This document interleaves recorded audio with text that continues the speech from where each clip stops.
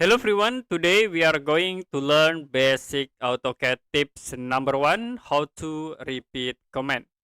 There are two options to repeat command in AutoCAD.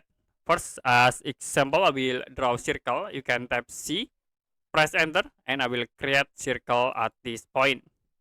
Now, if you want to repeat the last command, you can right click, go to recent inputs, and then you can choose the circle option. So we set into the circle command.